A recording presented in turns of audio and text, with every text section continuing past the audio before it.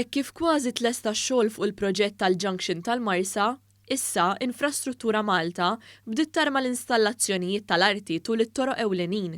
Il-perit tal-proġett Rejfil Abdilla spjega li apparti li ridet toħloq infrastruttura effiċjenti u sigura, Infrastruttura Malta rat li sebbaħ iż-żona permezz ta' proġett ta' tħaddir u b'installazzjoni ta' arti li tissimbolizza l-moviment. F'dan l-aħħar ġimgħa bdejna anke ninstallaw xi wħud minn dawn il-monumenti. Fil-fatt warajja għandi t-tieni monumenti li installajna bit-tema ta' moviment. Kompla jispjega li dawn ġew installati tul il-passaġġ segregat li se jkun qed jintuża miċ-ċiklisti u n-nies pedonali.